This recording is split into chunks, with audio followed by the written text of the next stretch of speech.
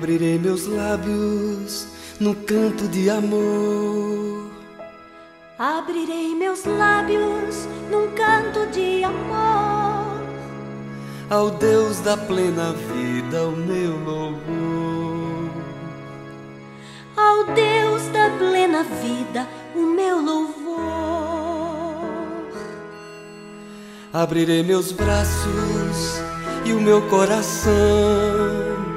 Abrirei meus braços e o meu coração para te acolher, ó minha irmã, ó meu irmão.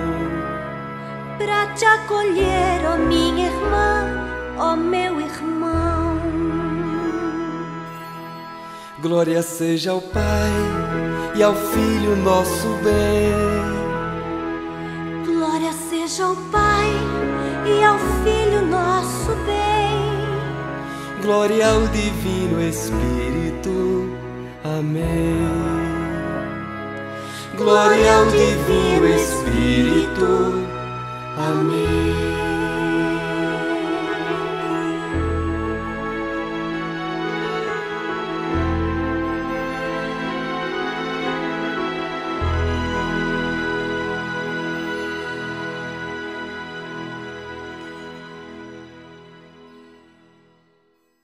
Irmãos e irmãs, paz e bem, iniciemos nossa reflexão em nome do Pai, do Filho e do Espírito Santo.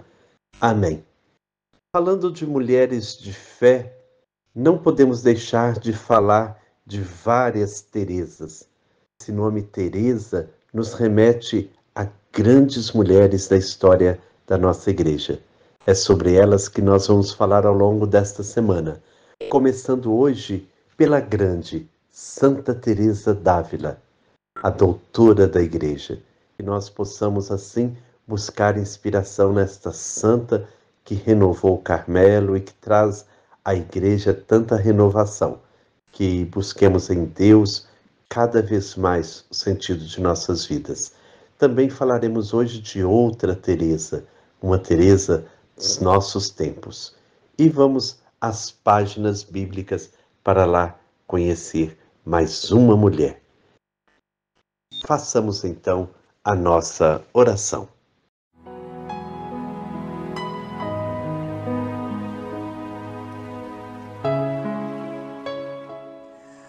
Creio em Deus Pai, que criou a mulher e homem à sua imagem. Entregou aos dois o cuidado pelo mundo e viu que isto era muito bom. Que pediu o consentimento de uma mulher para realizar a sua obra da salvação. Creio em Jesus, Filho de Deus, nascido de uma mulher, que escutava e valorizava as mulheres e as protegia contra homens acusadores, que tinha mulheres discípulas que o seguiam e serviam, que apareceu primeiro a Maria Madalena e as mulheres, e as enviou para transmitir a boa nova da ressurreição aos discípulos. Creio no Espírito Santo, sopro e princípio da vida, que foi derramado sobre mulheres e homens no dia de Pentecostes, e que ainda hoje anima a comunidade igreja em direção à igualdade, pois todos, mulheres e homens, são um em Cristo. Amém.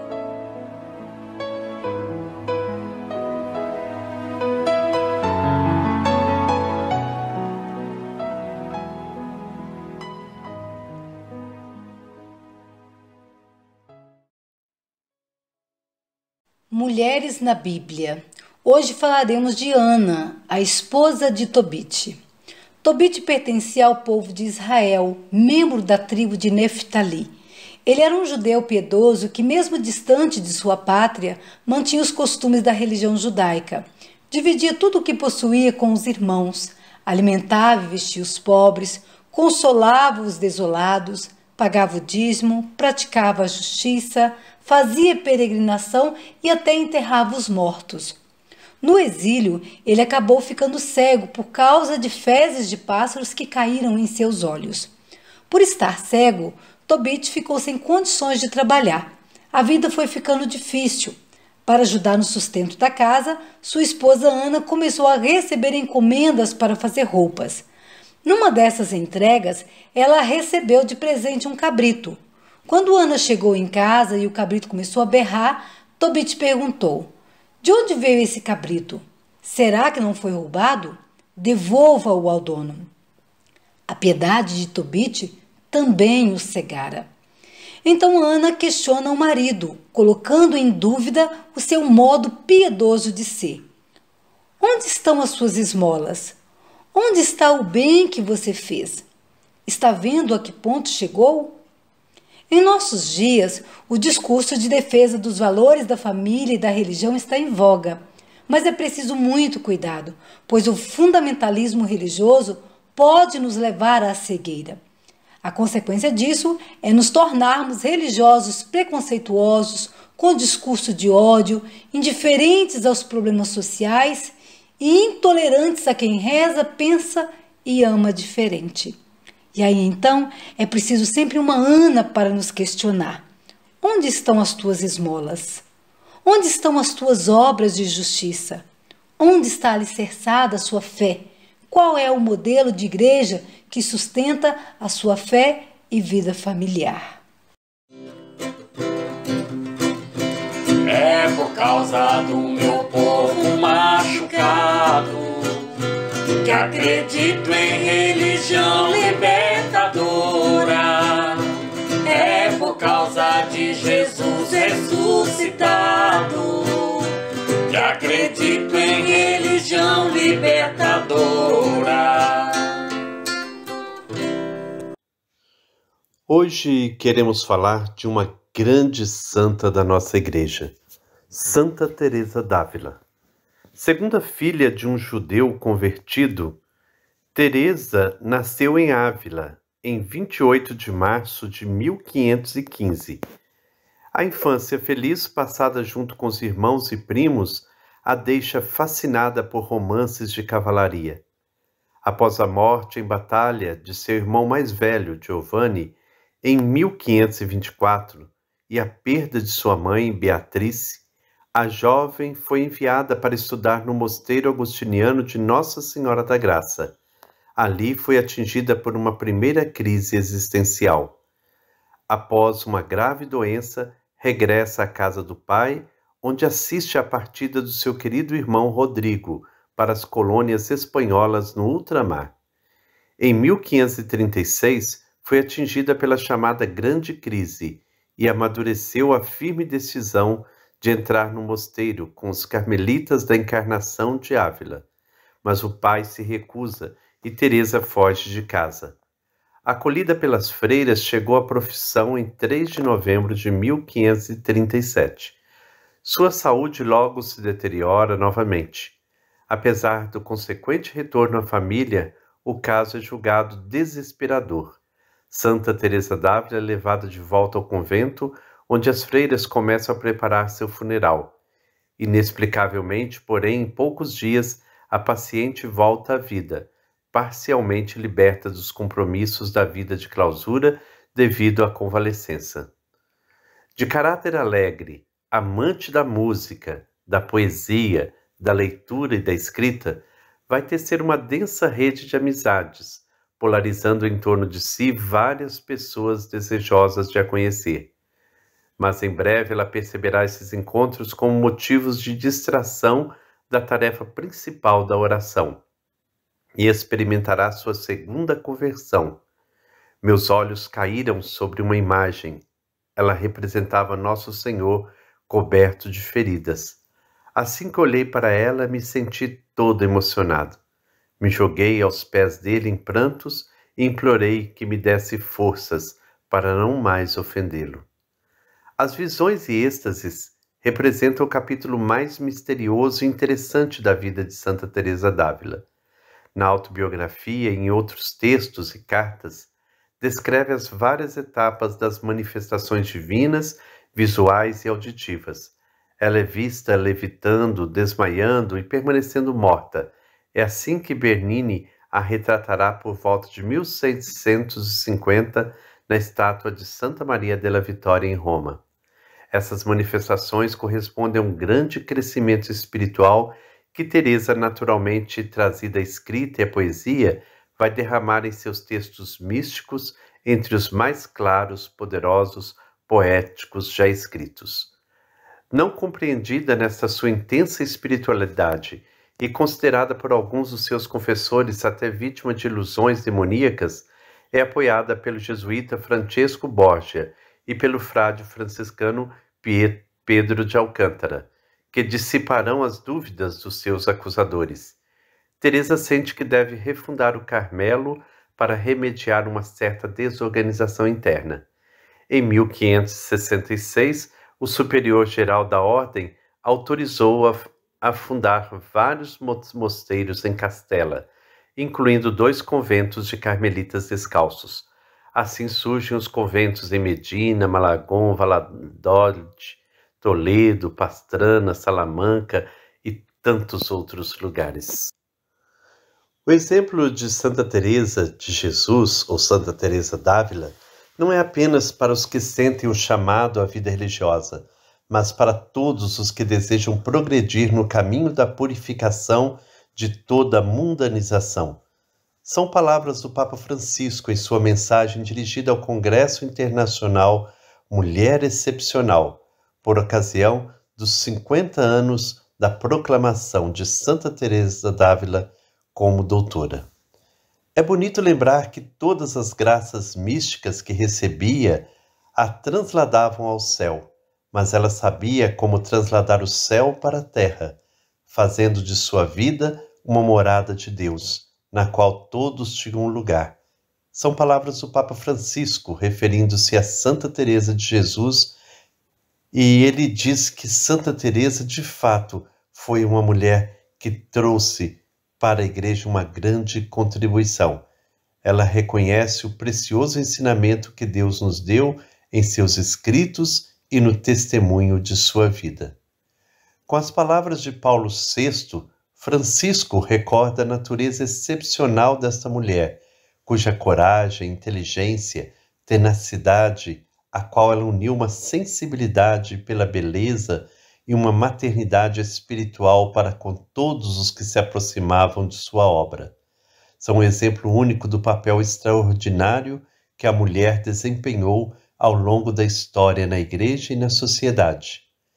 Apesar dos 5 séculos que nos separam de sua existência terrena, diz o Papa Francisco, a chama que Jesus acendeu em Teresa continua a brilhar neste mundo sempre necessitado de testemunhas corajosas, capazes de derrubar qualquer muro, seja ele físico, existencial ou cultural. O Santo Padre afirma que Santa Teresa continua a falar-nos hoje através de seus escritos. Sua mensagem está aberta a todos, para que, conhecendo-a e contemplando-a, possamos ser seduzidos pela beleza da palavra e pela verdade do conteúdo, e possa fazer surgir em nós o desejo de avançar no caminho da perfeição. Tê-la como amiga, companheira e guia em nossa peregrinação terrestre confere segurança e paz de espírito. Seu exemplo não é apenas para nossos irmãos e irmãs que sentem o chamado à vida religiosa, insiste o Papa Francisco, mas para todos que desejam progredir no caminho da purificação.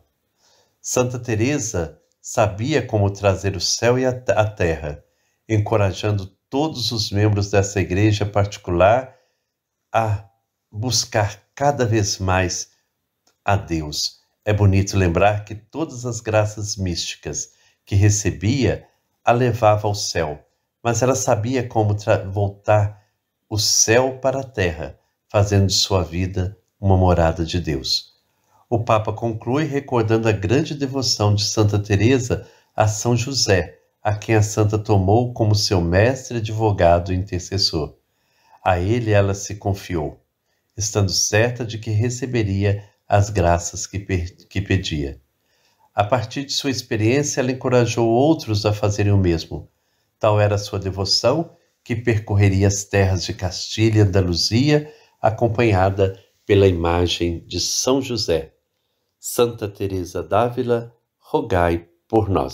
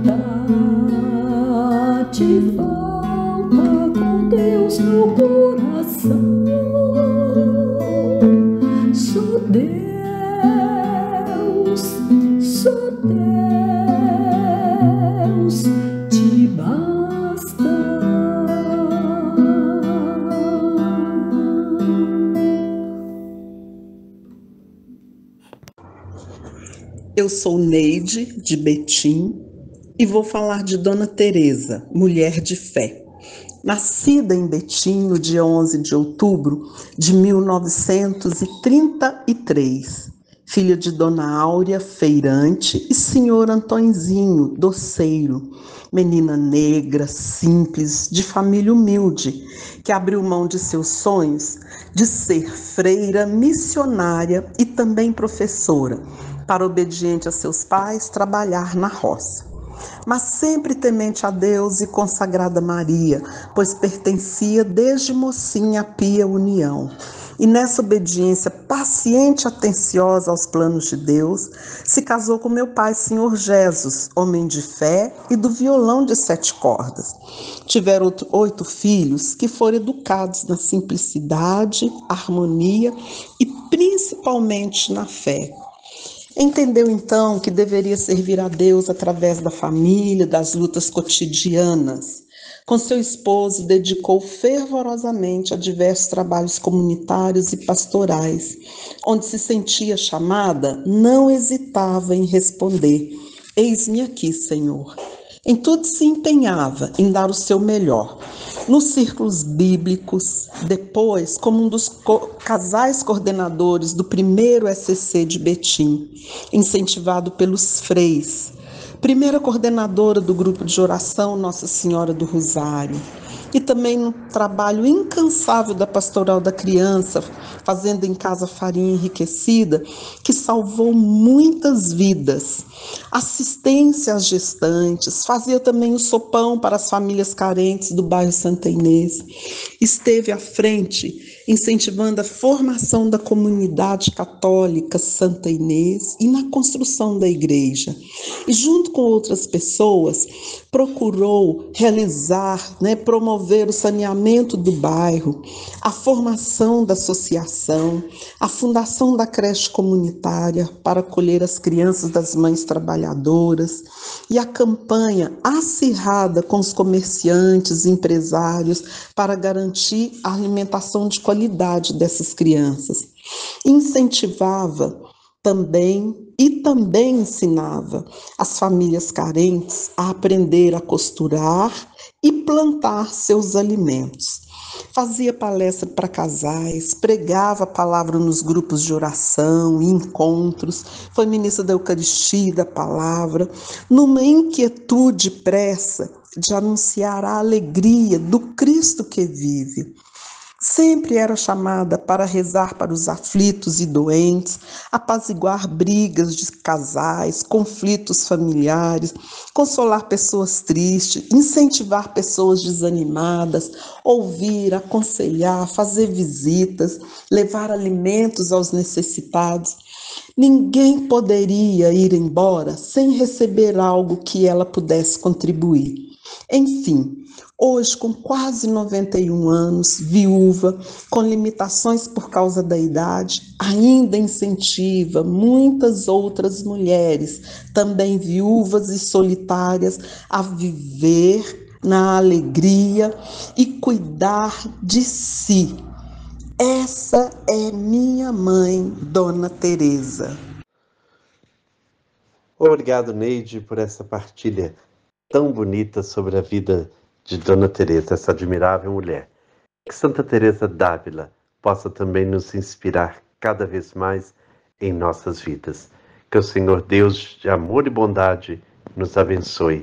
Em nome do Pai, do Filho e do Espírito Santo. Amém. Paz e bem. Pelos caminhos